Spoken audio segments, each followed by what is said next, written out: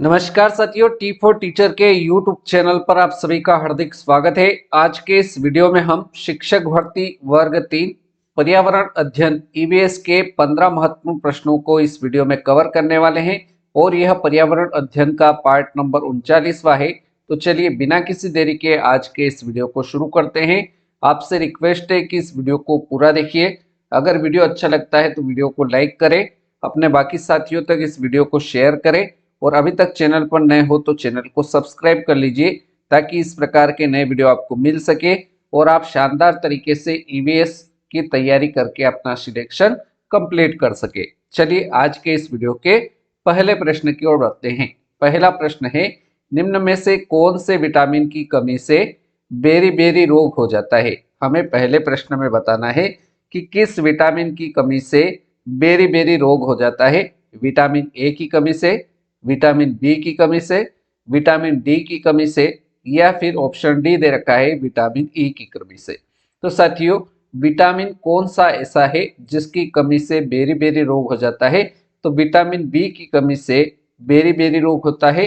तो हमारा right answer पहले प्रश्न का ऑप्शन बी करेक्ट आंसर हो जाएगा। अगले प्रश्न की ओर बढ़ते हैं। प्रश्न संख्या 2, भारत में अंतरिक्ष अनुसंधान के लिए उत्तरदायी संस्था है। भारत में अंतरिक्ष अनुसंधान के लिए उत्तरदायी संस्था कौन सी है? इसरो है, राष्ट्रीय रक्षा अकादमी है, डीआरडीओ है, या इनमें से कोई नहीं। तो भारत में अंतरिक्ष अनुसंधान के लिए उत्तरदायी संस्था साथियों इसरो है। हमारा सही उत्तर ऑप्शन ए रहेगा। अगले प्रश्न की ओर बढ़ते हैं। प्रश्न संख्या 3, गहरे समुद्री भूकंप के कारण उत्पन्न विशाल लहरों को क्या कहते हैं?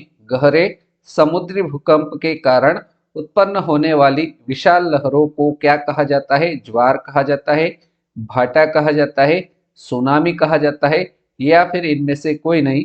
तो गहरे समुद्री भूकंप के कारण उत्पन्न विशाल लहरों को सुनामी कहते हैं। हमारा करेक्ट आंसर ऑप्शन सी इस प्रश्न संख्या 3 का राइट आंसर हो जाएगा।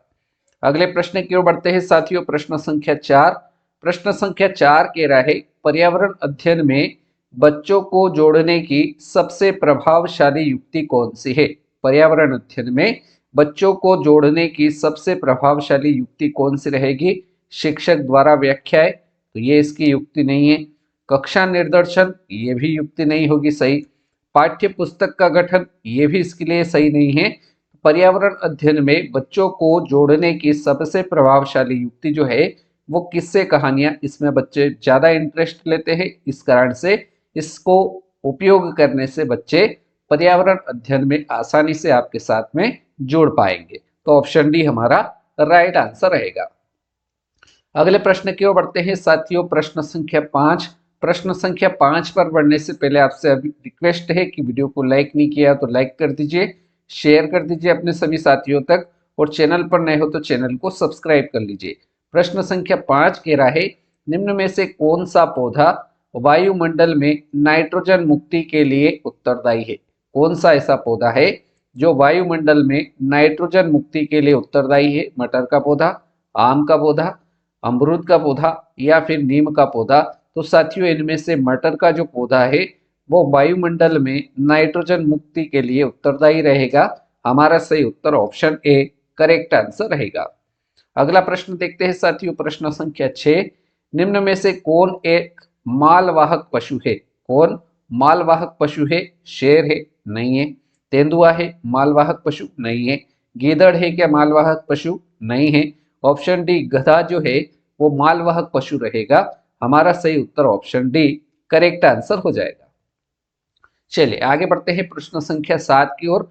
शारदा एक्ट का संबंध निम्न में से किससे है? शारदा एक्ट का संबंध किससे है? दहेज प्रथा से है, बाल विवाह से है, अनिवार्य शिक्षा आरटी से है, बाल श्रम से है?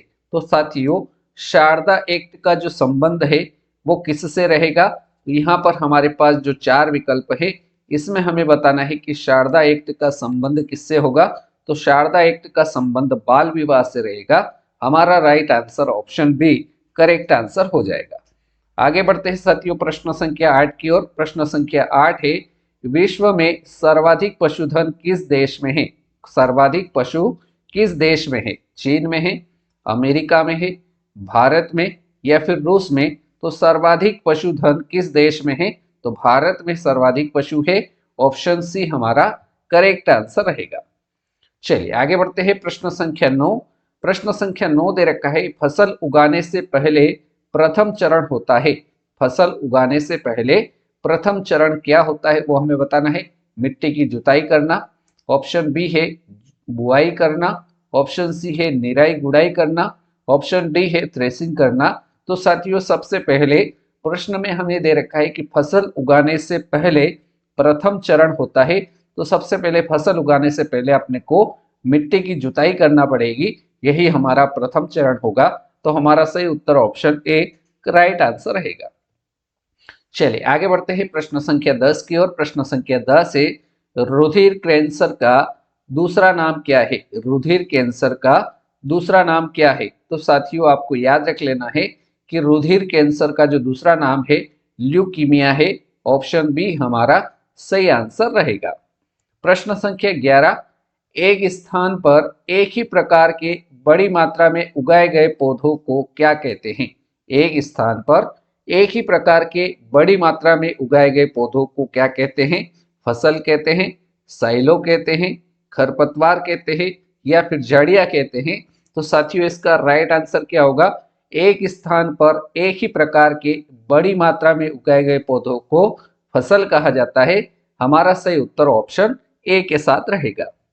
प्रश्न संख्या 12, शहद में मुख्यतया होता है, शहद में मुख्य रूप से क्या होता है? प्रोटीन होता है, वसा होता है, कार्बोहाइड्रेट होता है या विटामिन होता है? तो साथियों शहद में मुख्यतया क्या होता है? कार्बोहाइड्रेट होता है। हमारा सही उत्तर ऑप्शन सी करेक्ट आंसर इस प्रश्न का रहेगा। चलिए आगे बढ़ते हैं। प्रश्न संख्या 13, सरसों के बीज का सबसे अधिक उत्पादन करने वाला राज्य है। सरसों के बीज का सबसे अधिक उत्पादन करने वाला राज्य बताना है। महाराष्ट्र है, उत्तर प्रदेश है, गुजरात है या फिर राजस्थान है? तो साथियों सरसों के बीज का सबसे अधिक उत्पादन करने वाला जो राज्य है वो हमारा राजस्थान राज्य है। ऑप्शन डी हमारा करेक्ट आंसर रहेगा। प्रश्न संख्या 14, बच्चों को समाजीकरण का पहला पाठ कहां से प्राप्त होता है? बच्चों को समाजीकरण का पहला पाठ कहां से प्राप्त होता है? परिवार से होता है, विद्यालय से होता है, सांस्कृतिक केंद्र से होता है या फिर धार्मिक केंद्र से होता है? तो बच्चों को समाजीकरण का पहला पाठ या समाजीकरण की शिक्षा कहां से प्राप्त होती है? तो यह शिक्षा परिवार से प्राप्त होती है। हमारा सही उत्तर ऑप्शन ए राइट आंसर हो जाएगा। चलिए आगे बढ़ते हैं साथियों आज के इस वीडियो के अंतिम प्रश्न की ओर। प्रश्न संख्या 15।